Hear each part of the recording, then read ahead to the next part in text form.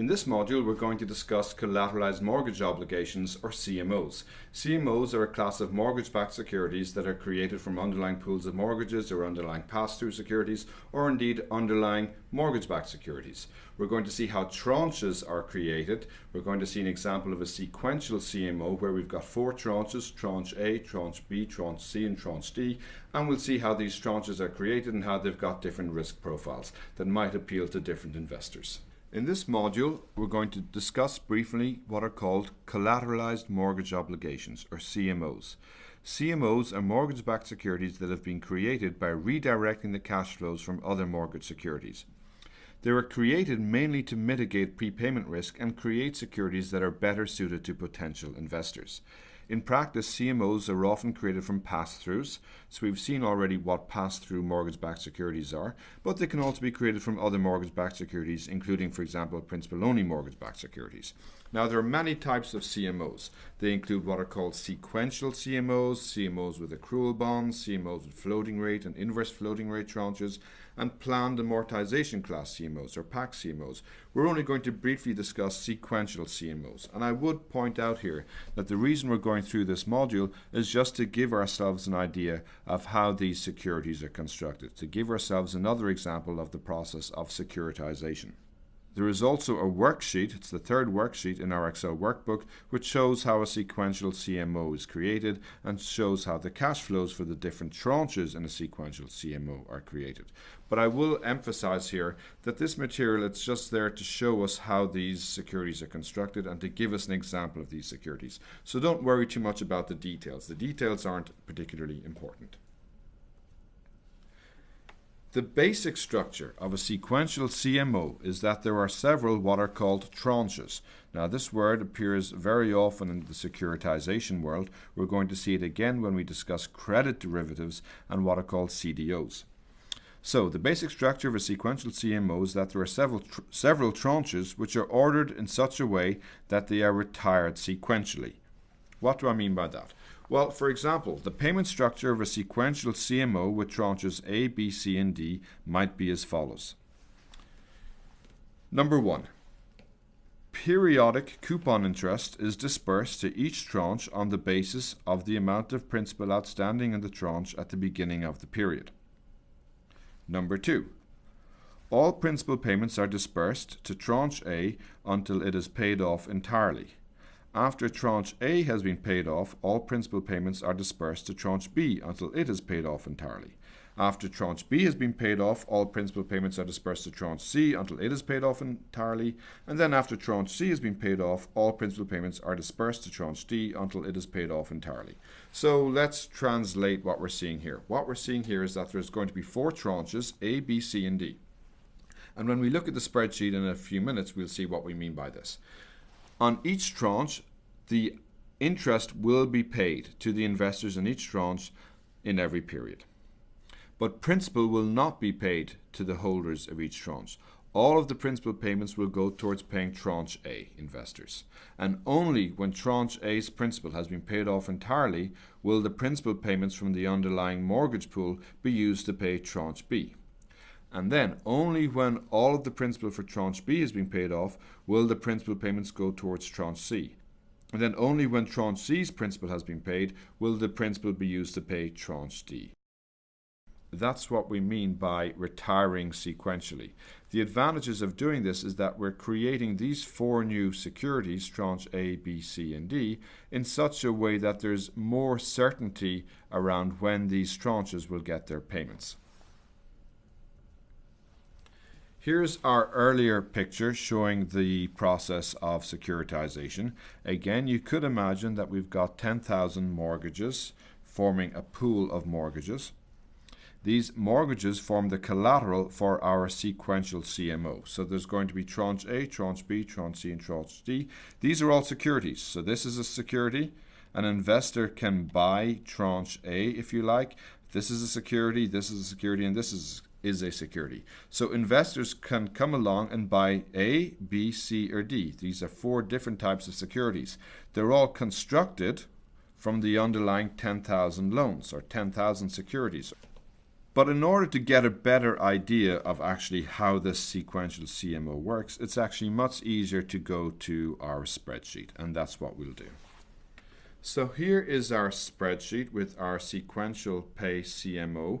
The first thing to keep in mind is that this spreadsheet is constructed using the pass-through spreadsheet we looked at earlier. So the pass-through spreadsheet we looked at in an earlier module, this pass-through mortgage, this pool of mortgages of $400 million worth of mortgages, for example, can be used to actually create a new set of securities. And these new sets of securities give us the sequential pay CMO. So up here, what we have is the following. We have a total of $400 million. That's from the underlying pass-through on the other worksheet. We've split this $400 million into different notionals. $194.5 million for tranche A, $36 million for tranche B, $96.5 million for tranche C, and $73 million for tranche D. We're going to assume that the underlying coupon rate for all four tranches is 7.5%. And of course, this is the same 7.5% that we saw on the pass-through. The underlying pass-through had a pass-through rate of 7.5%. So that gives us these four new securities. So we've got four new securities. Each of them have differing principal amounts, but the sum of the four principal amounts must be equal to $400 million, the sum of the principal of the underlying pass-through security. We then have our months. Again, just to show us all the payments on one screen, I've assumed that we're only going to have 17 payments or 17 months. In reality, you can have many more months than this, up to maybe 240 or 360, as I said earlier. We start off with our balances for each of the tranche A. So tranche A balance is 194.5 to begin with. Tranche B is 36, which is what we have up here. Tranche C is 96.5, which is what we have here. And tranche D is 73.0. Now, what we do is we follow the instructions in 2 slides ago, which tells us how interest and principal are paid on each of these tranches. So notice that the principal is decreasing on tranche A for the first 9 months until there is no interest or no principal remaining. It is only at that point that the principal on tranche B starts to be repaid.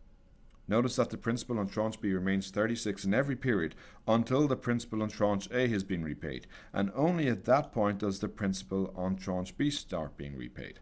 Likewise, the principal on tranche C remains 96.5 until such time as the principal on tranche B has been repaid entirely. Only then is tranche C paid down. Likewise, on tranche D, it starts off with a principal of 73 and it remains 73 until the principal on all the previous tranches has been paid down, and only after that point is the principal on tranche D paid.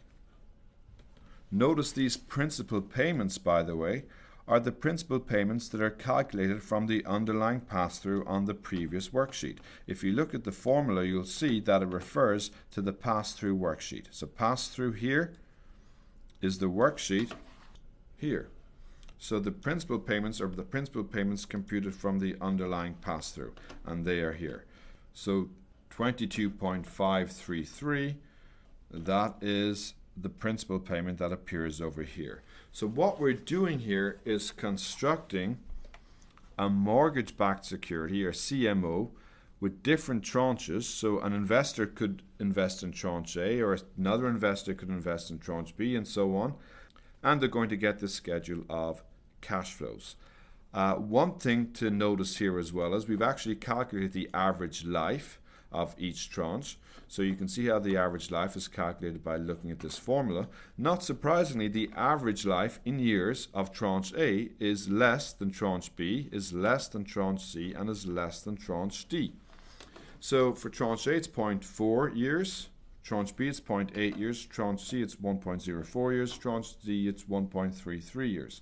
And of course, that's understood by the fact that the principal on tranche A gets paid first, then the principal on tranche B gets paid, and so on. So what we've succeeded in doing here is taking the underlying pass-through, and instead of just leaving it as a pass-through mortgage-backed security, we've constructed a more complicated mortgage-backed security where the underlying tranches have very different risk profiles. Some investors might like a security with a shorter average life. Other investors might prefer security with a longer average life, and so they might prefer tranche D to tranche A. And why are we doing all of this? Well, it goes back to that comment we made in an earlier module about securitization. The economic or big picture goal behind securitization is the idea of spreading risk. An investor may not want to invest in the pass-through security. They may not like an average life of 0.76 years. However, that same investor may like a security with an average life of 0.4, and so they may be willing to buy this tranche even though they would not buy the underlying pass-through. Likewise, there may be another investor who does not like the pass-through security, but they do like tranche D with the longer average life. So by constructing new securities with very different risk profiles out of the same underlying pool of loans, you can actually potentially appeal to more investors and therefore share the risk among investors who want to hold different types of risk. This prepayment multiplier, by the way, is the same prepayment multiplier of the underlying pass-through. Remember, it's the underlying pass-through security which is actually creating the cash flows that feed into the 4 tranches of the CMO. Finally, in practice, you would actually have many more periods here. It wouldn't just be 17 periods. It would be maybe 240, and if I change it to 240 here, it will also change appropriately over here. So now you can get a better sense. So in this case, with a 240 period sequential CMO, the average life of tranche A is 4 years, the average life of tranche C is 11.93 years, and so on. And these tranches will therefore have very different risk profiles.